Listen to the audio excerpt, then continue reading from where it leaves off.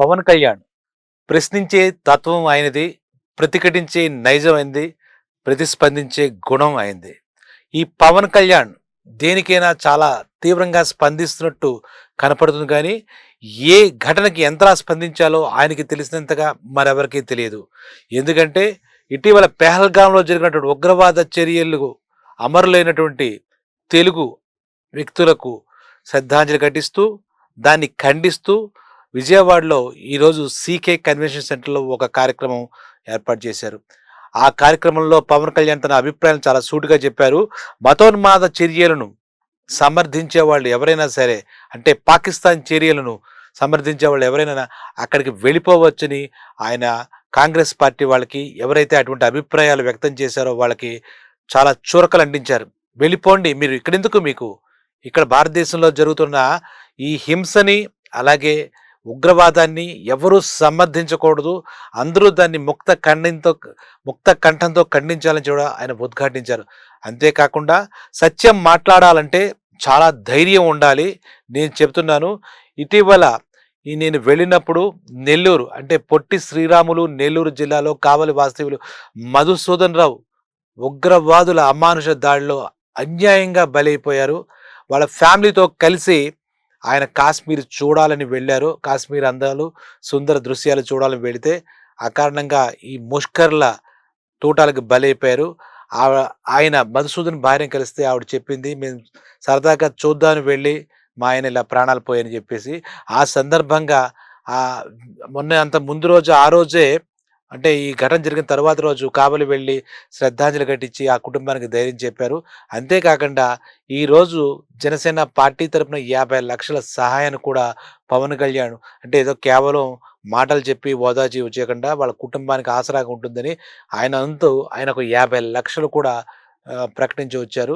ఈ సందర్భంగా ఆయన వ్యాఖ్యలు చాలా చెప్పుకోదగ్గవి. ఎందుకంటే కాశ్మీర్ కూడా భారతదేశంలో ఒక అంతర్భాగం.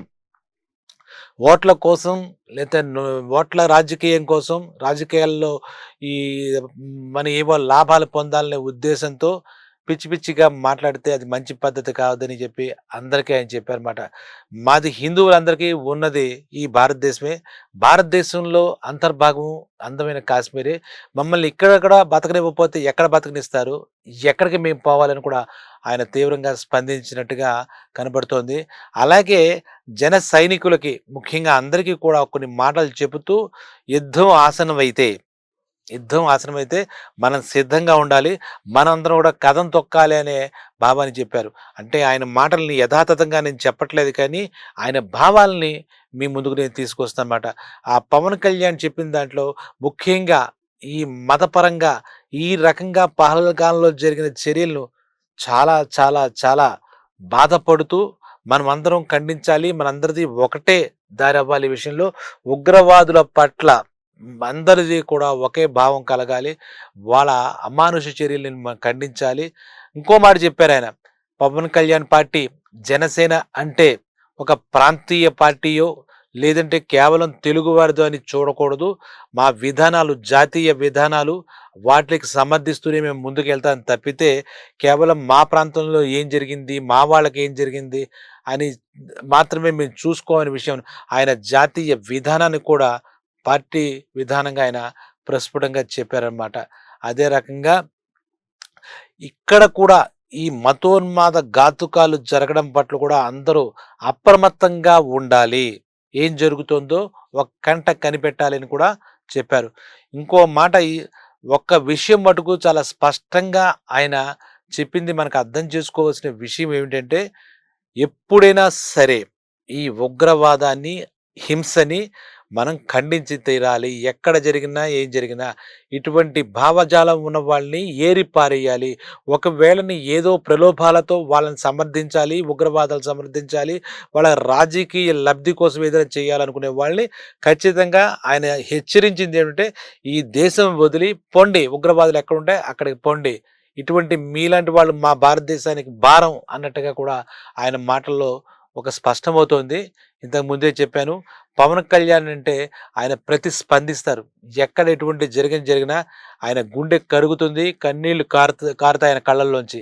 ఎందుకంటే ఈ అమానుష చర్యలు ఎవరైనా సరే విని దీని తర్వాత మనం మాట్లాడుకుంటూ ఉంటే ఎన్నో అంశాలు బయటపడుతున్నాయి. దర్యాప్తులో కూడా వాళ్ళు ఆ ముష్కరులు అంటే కాశ్మీర్ లోయలో ఆ రోజు పహల్గామ్‌లో జరిగినటువంటి దుశ్చర్యలకి వాళ్ళు ఎంతో కసరత్తులు చేసి, రెక్కీలు చేసి ఎలా చంపాలి టూరిస్టులని తద్వారా భారతదేశంలో ఎలాంటి కల్లోలం సృష్టించాలని చేసిన విధానాలు దర్యాప్తుల్లో తెలుస్తుంటే అవి వింటుంటే చాలా దారుణంగా ఉన్నాయన్నమాట. నిజంగా కూడా ఏదో కావలి వెళ్ళాం. విషయాన్ని ఖండించాం.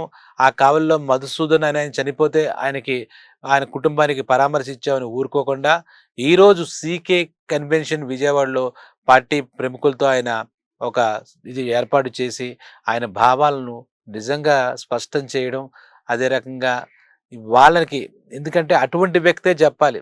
నిజంగా ఈ ఇక సిగ్గు లేకుండా, లజ్జ లేకుండా ఏంటి ఇంకా దాన్ని ఏదో రకంగా అది వాళ్ళు చేసిన పని సరైన పననో, ఇంకోటననో అని అంతే. అంటే ఇప్పుడు వీళ్ళు మాట్లాడుతున్నారు సరైందేనని చెప్పి కొంతమంది చెప్తున్నారు ఓపెన్‌గానే. అటువంటి వాళ్ళకి అంటే ముఖ్యంగా ఈ వ్యాఖ్యలు కాంగ్రెస్ వాళ్ళు చేస్తున్నట్టుగా మనకు తెలుస్తోంది. వాళ్ళకి చాలా గట్టిగానే అంటే తెలుగు ప్రజల ప్రతినిధిగా కాకుండా జాతీయ ప్రజలందరి ప్రతినిధిగా, అందరి వాయిస్‌గా ఆయన గొంతెత్తి చెప్పారు. గళం విప్పి ఖండించారు.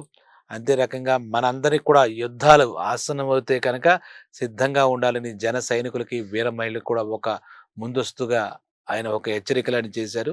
దీన్ని ఎవ్వరైనా కూడా మనం కూడా ఖండించాలి. పవన్ కళ్యాణ్ బాటలో వెళ్ళాలి. పవన్ కళ్యాణ్ గారు చెప్తున్నది మనకి శిరోధార్యం.